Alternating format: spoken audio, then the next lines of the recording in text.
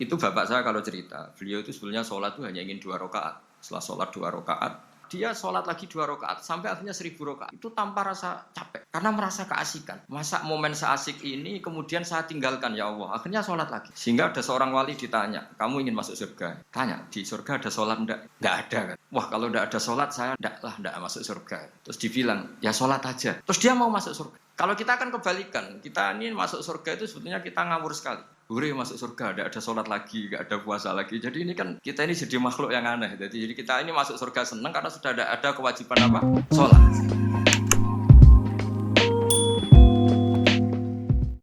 Assalamualaikum warahmatullahi wabarakatuh.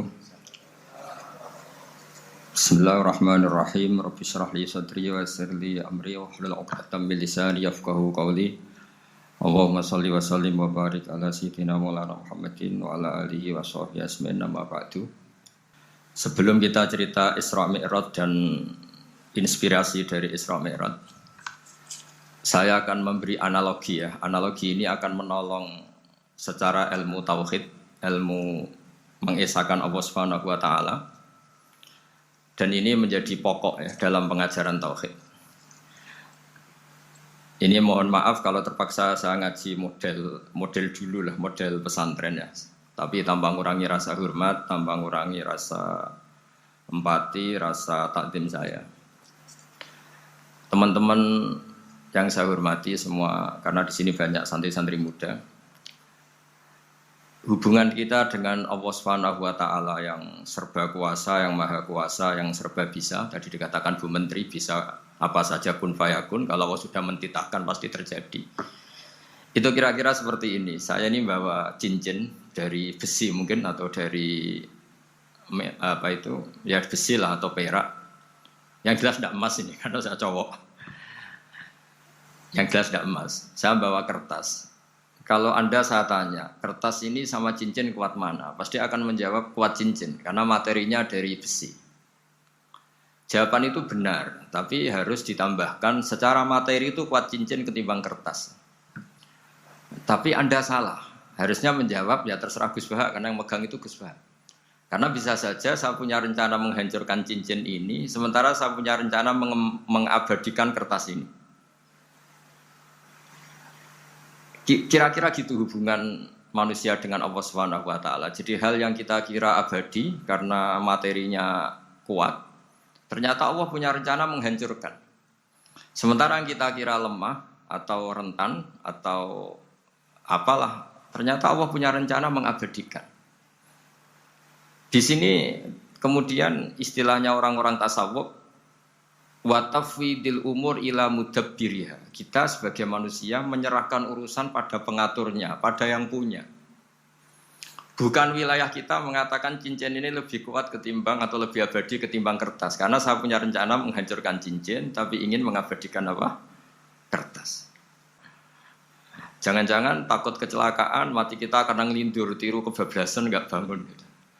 Kita takut mati ngelindur, mati kecelakaan, jangan-jangan mati kita karena likuifaksi, karena gempa atau karena tsunami.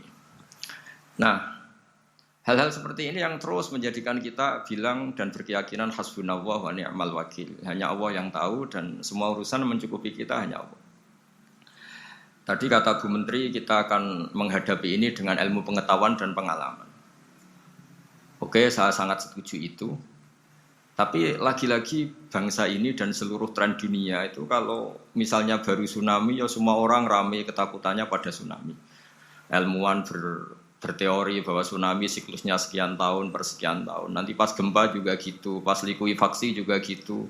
Nanti kalau mudik mungkin ketakutan orang sama kemacetan, sama macam-macam lah. Takut kecelakaan laka di jalan dan sebagainya.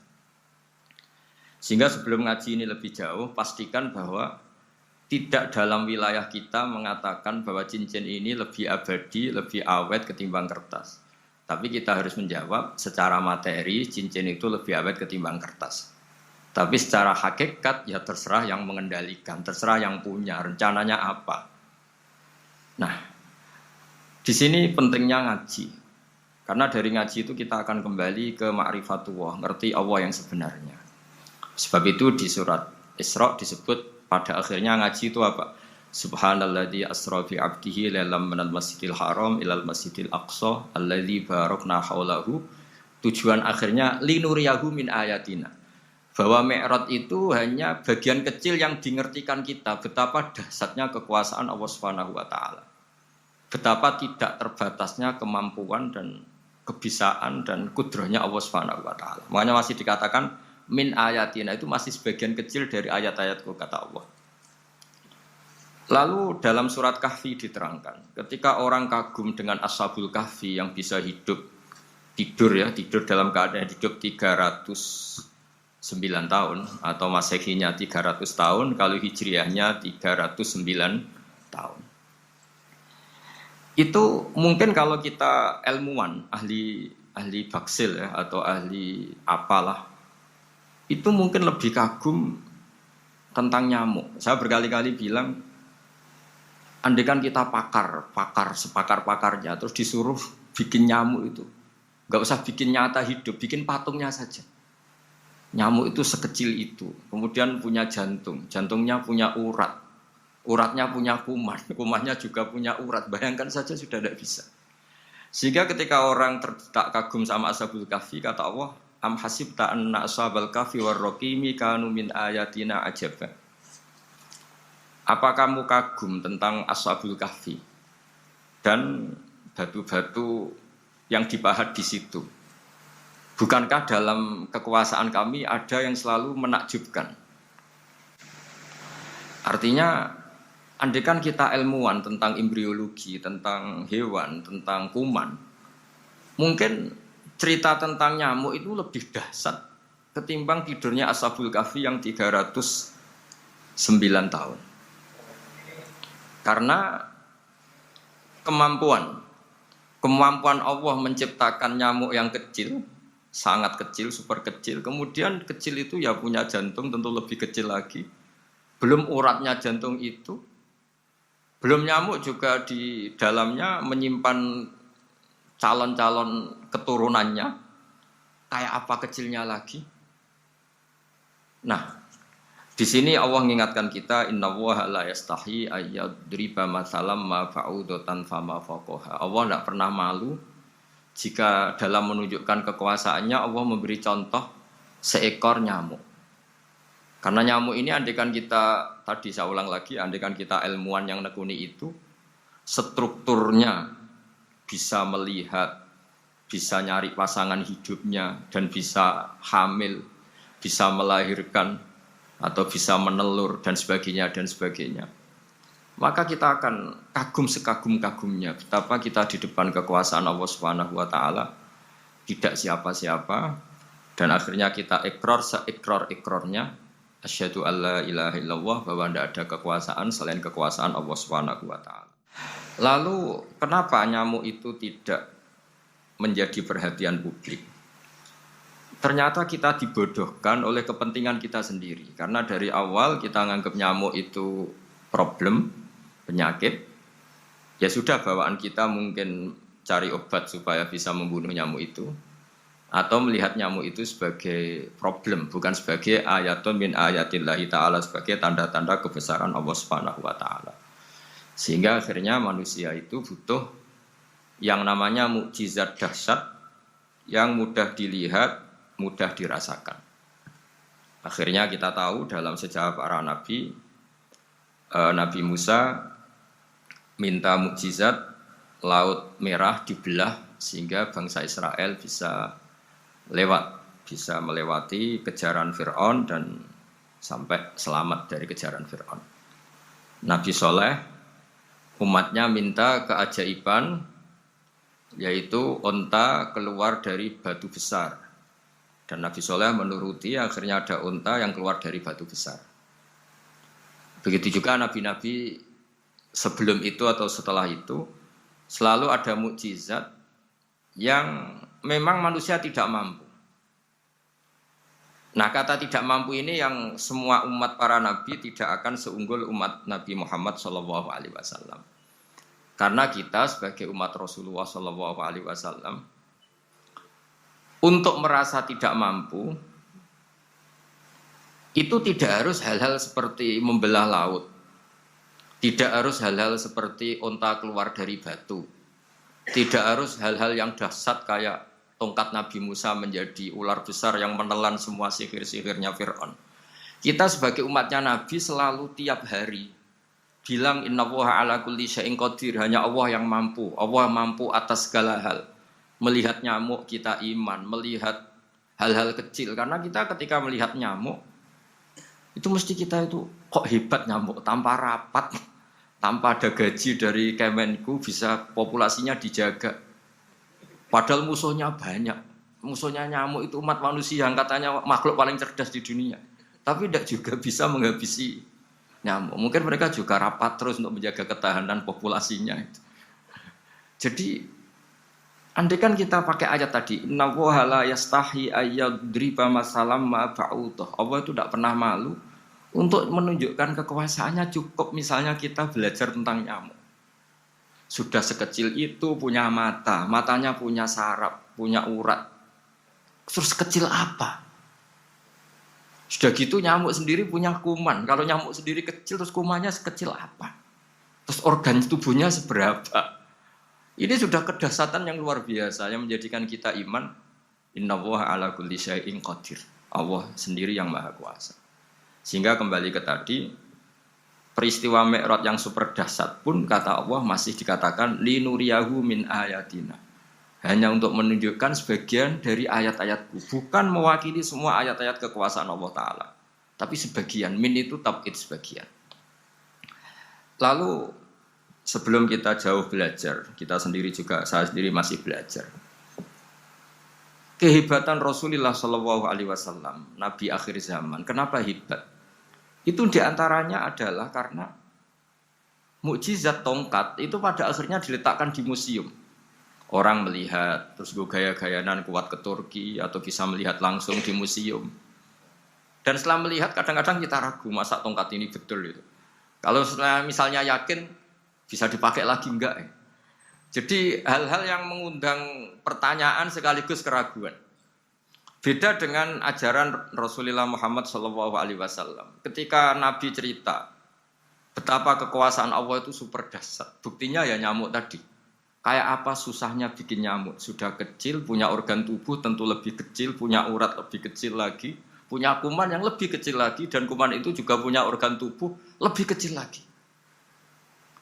Itu mbok kamu udah usah ke Turki, kamu hidup di kampung, di pedalaman, sudah menyaksikan Anallaha ala kulli syai'in qadir, bahwa Allah itu maha kuasa.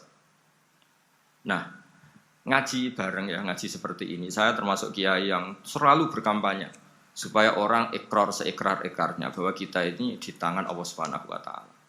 Saya kemarin-kemarin ngaji sama orang-orang Grab, juga barusan 3 hari yang lalu, 4 hari yang lalu ngaji sama teman-teman disabel atau difabel.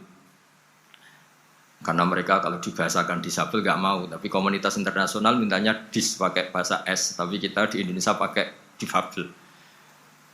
Akhirnya kita tahu, ternyata orang yang kita kira menderita karena fisiknya, ternyata kadang lebih bahagia. Karena Allah bisa mengalihkan pikiran untuk positif. Saya berkali-kali guyon di depan para tamu. Saya pernah punya tamu itu perempuan gak cantik miskin lagi. Itu nyata ya, Gus doakan supaya suami saya kaya. Terus saya bilang, memangnya kalau sudah kaya ngapain itu? Ya paling tidak rumah saya diganti, mobil saya diganti. Tapi nanti akhirnya ngevaluasi Anda juga ingin diganti gitu. Karena setelah rumahnya mewah, pakai mobil mewah, pasti yang dievaluasi bukan rumah dan mobil, tapi Anda. Kok enggak pas ya wajah gini di rumah saya gitu. Kok enggak pas wajah gini kok di mobil mewah. Akhirnya ibu-ibu tadi sudah aku enggak jadi gitu. Jadi mungkin barokahnya pandemi itu nanti Ibu Menteri itu jadi kelihatan hebat karena ada pandemi kok Indonesia bertahan itu. Tapi kalau nggak ada pandemi kan ya biasa aja, memang normal. Kiai juga gitu, diuji santri yang kadang beli, umat yang nggak jelas. Itu memang ujiannya. Kalau nggak ada ujian ya nggak keren. Kayak ya biasa aja lah kita hadepin, ya kita tadi kata Bu Menteri ya kita ikhtiar dan berdoa. Lalu saya ulang lagi. Jadi logika itu bisa pakai analogi. Analoginya tadi, salah Anda kalau mengatakan cincin ini lebih kuat ketimbang kertas. Yang benar adalah secara materi ini lebih kuat ketimbang kertas. Tapi soal nanti kekuatannya sampai kapan terserah yang punya.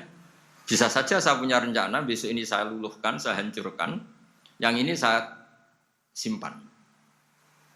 Kayak apa dulu dinosaurus itu kuatnya kayak apa? Habis. Ayam yang selemah itu sampai sekarang masih ada. Karena Allah menghendaki dinosaurus diakhiri, sementara ayam tidak. Kayak apa nyamuk itu yang musuhnya orang seluruh dunia. Ditemukan apa, mulai begon apa, tapi sampai sekarang bertahan. Apa kita perlu konsultasi sama nyamuk gimana ini kok bisa bertahan, resepnya apa? Karena Allah menghendaki itu disisakan masih. Nah, kemudian kenapa ada peristiwa Isra Mi'raj?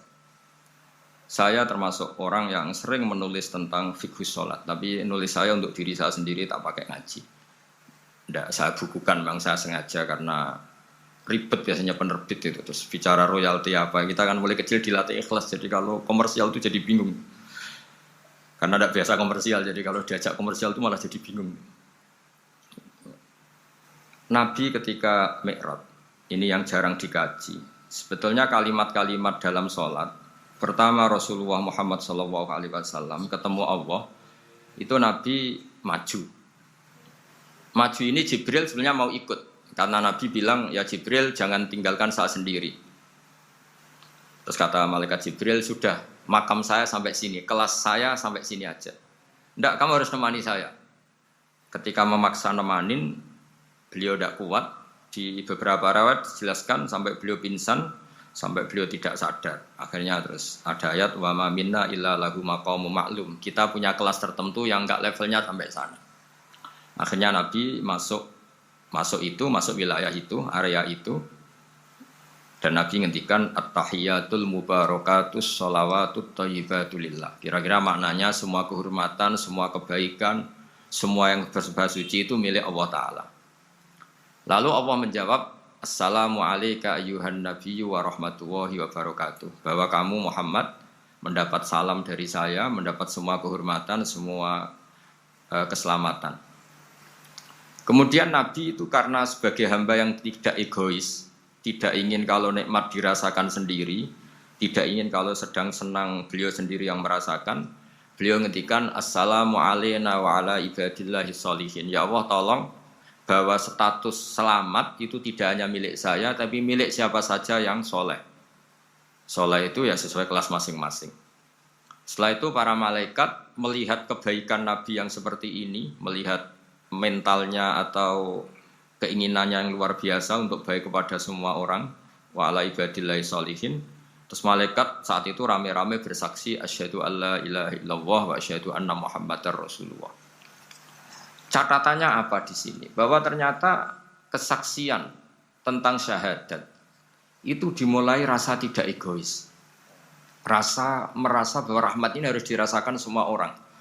Wa ma arsalnaka illa rahmatan lil alamin. Jadi rahmat ini harus dirasakan banyak orang.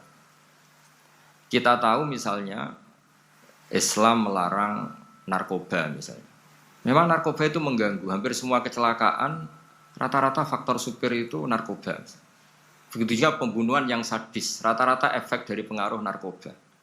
Sehingga Islam keras sekali tentang narkoba. Dan alhamdulillah di Indonesia ditangani BNN yang sangat serius melawan narkoba. Nah, keputusan Islam melarang narkoba itu keputusan yang luar biasa, yang menjadi berkah bagi semua. Begitu juga keputusan Islam tentang melarang zina, melarang perbudakan, melarang penipuan. Dan Islam mendukung misalnya gerakan nikah, gerakan adil, gerakan keseimbangan dan kemanusiaan. Sehingga agama ini akan dinikmati siapa saja karena ajarannya. Lalu agama ini bisa nikmat, itu solusinya gampang menurut Rasulullah, yaitu sholat. Nabi itu kalau pusing menghadapi banyak hal, yaitu mesti keluar masuk, terus tanya sama istrinya, kapan waktunya sholat, kapan Bilal datang. Dulu kalau mau waktu sholat, Bilal datang, ngetok pintu Nabi, ya Rasulullah sekarang waktunya sholat. Itu Nabi membahasakan sholat itu unik, ini tentang Mi'raj ya, karena hasilnya ya sholat tadi. Arikhna ya Bilal. Arikhna itu tolonglah bikin nyaman saya dengan sholat. Sebelum kita belajar sholat secara serius, gampang. Kalau kita misalnya menteri atau kita ajudan atau kita apa, kayak apa asiknya kita kalau ngomong-ngomong sama presiden, bercengkrama dengan presiden atau dengan menteri atau dengan kiai, dengan atasan. Sholat itu media di mana kita asik dengan Allah Ta'ala.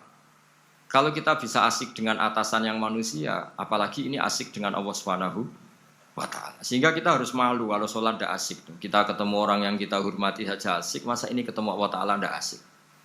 Sehingga dulu, bawaannya orang dulu itu kalau sholat, untuk tidak cepat itu harus diperintah. Dulu para nabi, para sahabat kalau sholat itu lama-lama. Sehingga sampai nabi yang turun tangan, wahai para sahabatku, kalau kamu jadi imam jangan lama-lama. Karena dulu semua orang itu penikmat sholat. Sehingga untuk tidak lama itu nunggu diperintah. Kalau kamu jadi imam jangan lama-lama, kasihan makmumnya itu.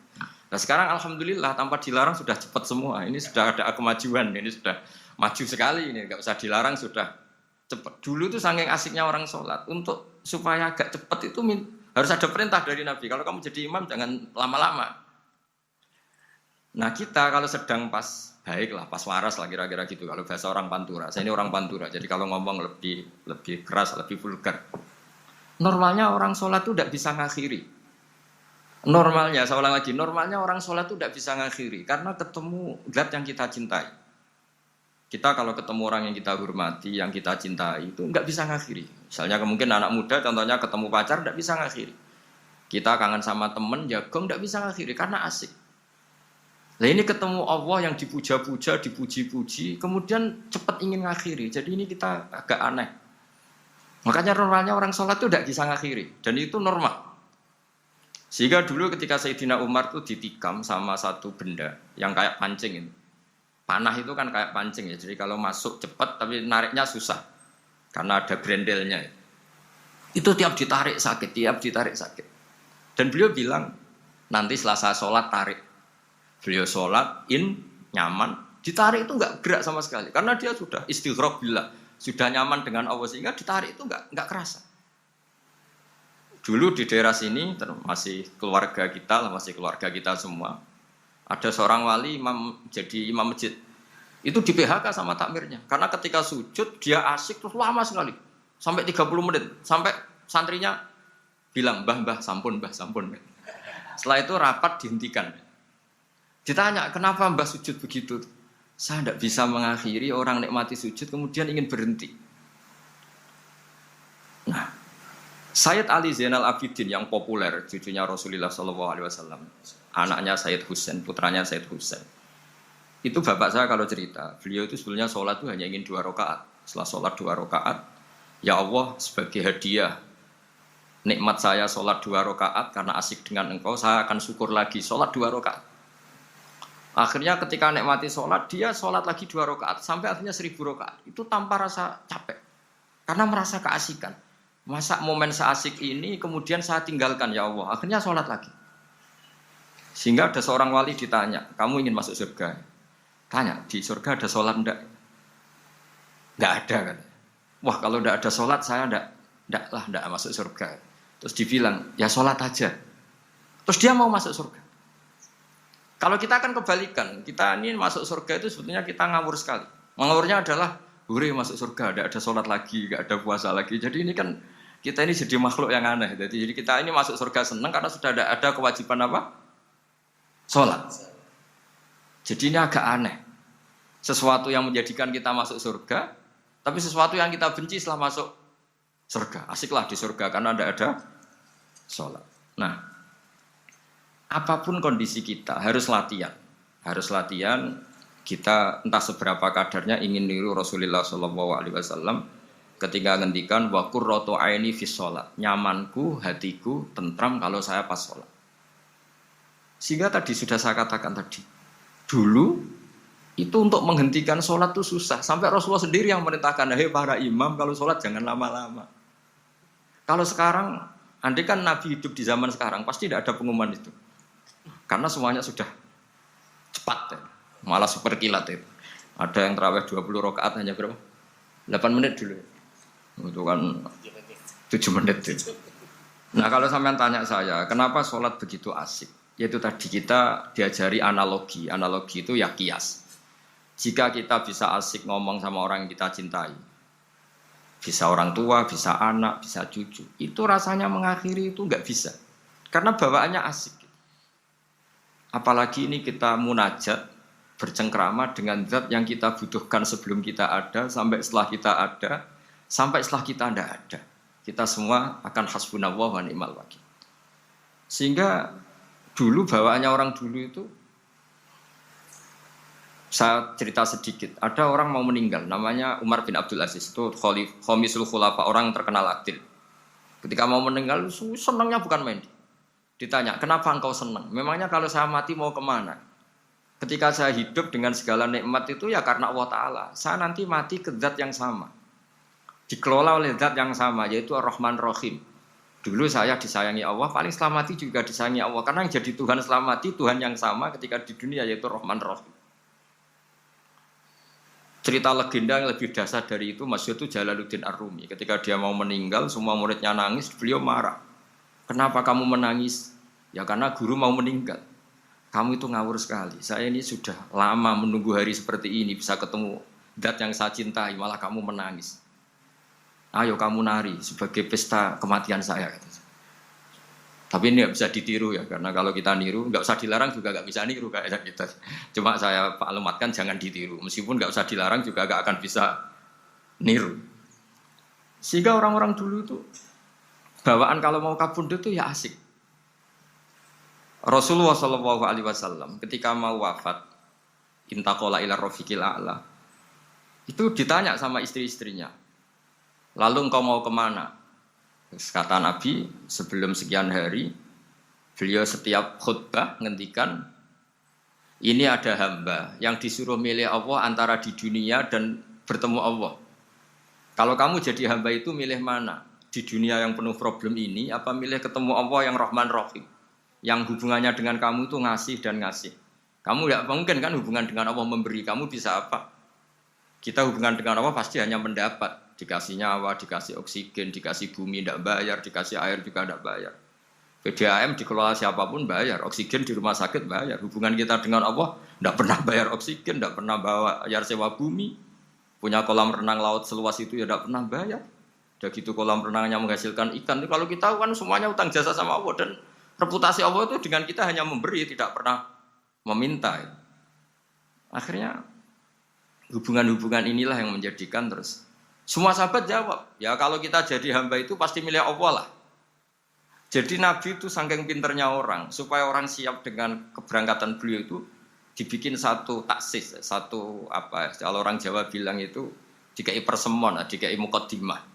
Supaya orang-orang itu siap kalau Nabi ngendikan. Kalau kamu seorang hamba disuruh ketemu Allah sama hidup di dunia yang fana ini, milih mana? Ya milih ketemu Allah.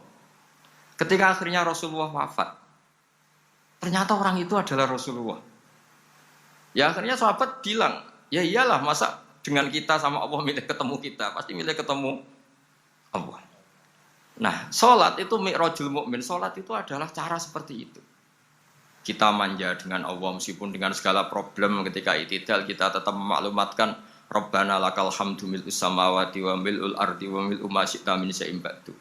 Engkau zat yang selalu layak dipuji di langit maupun di bumi. Dan langit bumi ini karena terbatas masih ditambahi wamil umasyi tamin seimbadu, dan seluas apa saja engkau kehendaki. Apapun hebatnya langit bumi ini tetap terbatas, ada ruang dan waktu. Makanya ditambahi wamil umasyi tamin seimbadu, dan segala puji ini memenuhi semua yang engkau kehendaki. Saya berkali-kali bilang kalau hubungan dengan Allah nyaman, caranya gitu. Kalau kita sakit bayar oksigen, kalau kita butuh air bayar PDAM. Allah itu tidak pernah nyuruh kita bayar.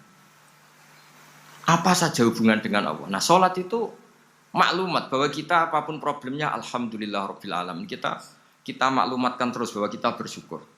Lalu kita Rabbana lakal hamdu. Ya.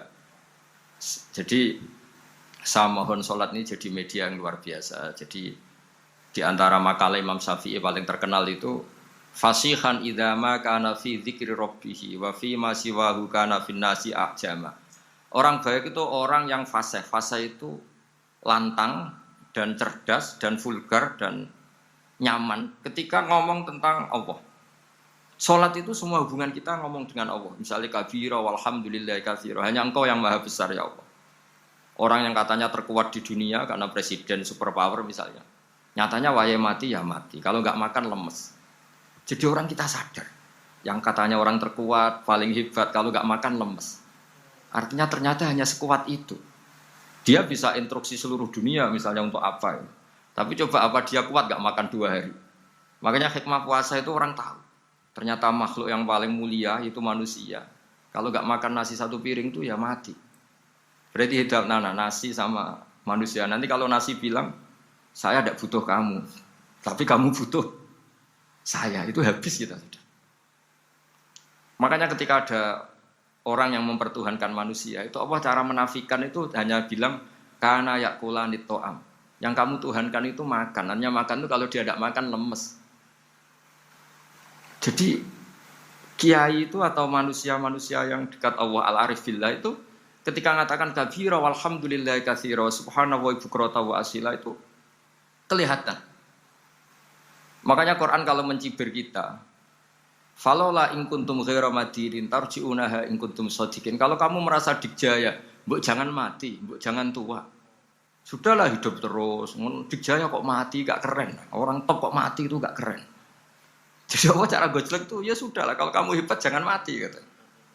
Nah, salat tuh mengingatkan itu terus. Sampai kita bilang inna sholati wa nusuki wa mahyaya wa mamati lillahi rabbil alamin. Gusti, saat ini saya ikrarkan hidupku, matiku semuanya terserah Engkau. Nah, lagi-lagi tadi ketika kita bilang cincin ini lebih kuat ketimbang kertas, Anda salah. Karena itu hanya secara materi. Kuat tidaknya terserah yang mengendalikan. Karena saya punya rencana menghancurkan cincin ini, besok mau saya lebur, sementara saya mau mengabadikan kertas ini. Nah, disinilah terus kita diajari misalnya di surat Yasin yang populer, Allah itu siapa? Allah itu fasubhanalladzi biyadihi malakutu kulli syai'in, yang mengendalikan semua sesuatu. Makanya sholat itu menjadi penting. Saya sendiri termasuk orang yang jarang imami ya, saya selalu jadi makmum. Jadi andekan Mas Zakaria di sini saya juga makmum. Cuma keren saya kayaknya meskipun saya makmum. Karena saya kalau makmum itu bisa ingat Allah terus. Kalau imam itu enggak jaga image. Karena malu kan. Misalnya di masjid kementerian terus sholatnya kok cepet nanti dikira enggak ustadz betulan itu. Kalau mau lama ternyata banyak urusan jadi banyak berpikir gitu. Tapi alhamdulillah ini barokahnya ngaji terus apa ya? Ya hasilnya mi'raj itu ya sholat itu. Sholat ini spesial karena tadi saya bayangkan itu di surga gak ada sholat itu ya terus wopo itu gak asik kan. Itu kalau Imam Ghazali itu membarter kita itu begini. Kalau kamu bangga di kasrotin nisa pasangan kamu banyak, itu ayam lebih kuat ketimbang Anda karena 1 hari 1 jam bisa berapa kali. Kalau Anda bangga bisa makan itu kerbau itu makannya lebih banyak. Nah, kalau Anda bangga atas pengaruh itu tawon itu, ratu tawon itu pengaruhnya lebih besar ketimbang Anda. Dia diam di rumah tapi anak buahnya loyalnya kayak gitu. Artinya kalau manusia bangga itu apa? Ya dengan sholat tadi. Ini karena satu ibadah yang enggak tertandingi oleh makhluk yang lain. Apalagi dalam sholat itu ada semua gerakan yang mewakili semua ibadahnya malaikat. Malaikat itu ada yang ibadahnya berdiri terus. Ada yang rukuk terus, ada yang sujud terus. Dan sholat itu mewakili semua itu. Juga mewakili sosial, karena setelah sholat kita bilang Assalamualaikum warahmatullahi wabarakatuh. Bahwa keselamatan ada di kanan dan kiri. Nah, oke ya, itu sakralnya mi'raj. Tapi di balik mi'raj itu ada hal-hal yang manusiawi. Dan ini yang terjadi di dunia. Ketika Rasulullah melangkai makamnya Nabi Musa, makam itu status ranking kalau dalam bahasa Indonesia itu. Kalau bahasa Indonesia itu ribet, makam itu kuburan. Makanya orang Indonesia sering tanya saya, Gus, makamnya Nabi Ibrahim kok batu? Makam yang dekat Ka'bah itu bukan makam dengan makna kuburan. Itu tempat yang dipakai Nabi Ibrahim membangun apa? Ka'bah. Coro Jawa pancatan itu. Nabi Musa itu gak terima, komplain sama Allah. Ya Allah, ini lebih junior ketimbang saya. Kenapa makamnya melangkai saya? Ini tidak fair.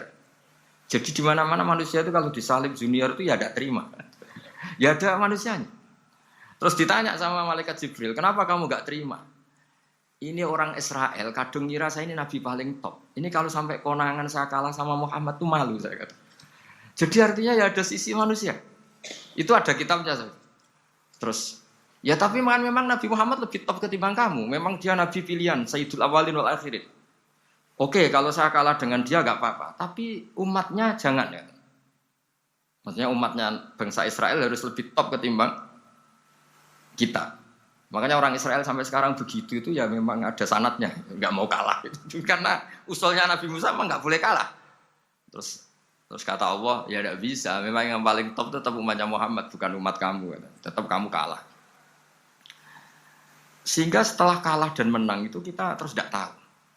Misalnya begini ya, penemu komputer atau penemu mobil sama yang beli mobil itu hebat mana? Kalau bicara keilmuan ya hebat penemunya. Tapi kalau bicara kapitalistik, udah bikinkan mobil yang mewah gini-gini, nanti tanggal ini jadi ya. Hebat mana yang nyuruh sama yang disuruh? Kalau logikanya pakai gitu. Hebat mana yang nyuruh sama yang disuruh? Artinya kamu milih jadi mana? Penemu mobil, hebat kan? Tapi terus sama orang kaya diminta, bikinkan ini, speknya seperti ini, selesai gini. Hebat mana? Nyuruh sama disuruh? Menyuruh. Tapi yang nyuruh tidak bisa bikin mobil, yang disuruh bisa. Pinter mana? Pinter yang disuruh. Tapi pertanyaannya, wong bisa nyuruh ngapain bikin sendiri? Pinter mana? Ini mohon maaf karena di sini banyak orang nggak jelas-jelas juga. Artinya terus subjektivitas manusia ini tetap ada gitu. Kalau bisa beli ngapain bikin gitu. Tapi kalau bisa bikin ngapain beli. Nah mungkin perdebatan di kementerian atau di yayasan atau di kampung-kampung atau di apa mesti begitu. Dan itu di Mi'raj juga digambarkan bahwa antar nabi ini ya ada kompetisi wa fi dzalika falyatanafasil mutanafisun. Tapi bedanya nabi dengan kita itu satu. Nabi itu kalau keliru dengan tanda petik, nabi itu kalau keliru itu jadi berkah. Itu bedanya kita. Kalau kita keliru kan keliru betul. Kalau nabi itu tidak kelirunya itu jadi berkah. Ini saya punya dua contoh kalau boleh dibahasakan ya, kekeliruan nabi atau dengan tanda kutip kekeliruan nabi. Tapi saya ulang lagi dengan tanda kutip. Nabi Musa itu ketika Nabi Muhammad ditanya, kenapa kamu dipanggil jauh-jauh? Disuruh sholat 50 rakaat. Nabi Ibrahim enggak komplain, karena beliau Nabi yang baik. Semua Nabi enggak komplain, kecuali Nabi Musa. Kata Nabi Musa, jangan Muhammad, kebanyakan itu. Bilang ke Allah supaya didiskon. Nabi kembali sama Allah, ya sudah tak kurangi 5. Turun lagi, masih berapa? 45. Masih kurang. Itu sampai 9 kali, akhirnya terkurangi berapa? 45 rakaat. Itu Nabi Musa masih bilang, udah minta lagi keringanan. Itu kalau dirutu nggak jadi sholat kan? Kalau satu lagi kan masih terus hilang itu kewajiban sholat. Nah, Nabi Musa sebetulnya itu bukan karena kasihan kita, bukan dia nggak empati dengan kita. Beliau nggak empati sama kita, tapi gara-gara Muhammad, umatku yang lebih kuat, lebih ganteng aja nggak mampu melakukan sholat 50 rakaat, apalagi umatmu. Dia memang orang Israel kan ganteng-ganteng, kuat-kuat, jadi dia pede. Umatku yang lebih keren, lebih ganteng saja gak kuat, apalagi umat. Jadi sebetulnya dia minta keringanan itu karena corong Jawa ngeprekno kita, menyepelekan kita bahwa. Makanya saya ingin memberitahu Nabi Musa kalau ada umatnya Rasulullah yang namanya Sayyid Ali Zainal Abidin yang satu hari sholat 1000 rakaat. Jadi nanti kalau ketemu Nabi Musa, ini 50 aja, ini kuatnya malah 1000. Nah akhirnya, tapi barokahnya Nabi Musa yang sentimen ini, sholat gak jadi 50 tapi 5. Itu bedanya Nabi sama kita. Lah punya hasbunallah wa ni'mal wakil, ya sudah Indonesia pasti akan baik-baik saja dan kita akan selalu berharap dengan kecerdasan, dengan ikhtiar, tapi kita akan selalu berdoa kepada Allah Subhanahu wa taala. Saya kira demikian dan mohon maaf, monggo berdoa bareng-bareng. Al-Fatihah. Bismillahirrahmanirrahim. Ar-Rahmanir-Rahim. Maliki yaumiddin. Alhamdulillahi rabbil alamin. Shiratal ladzina an'amta 'alaihim ghairil maghdubi 'alaihim waladdallin.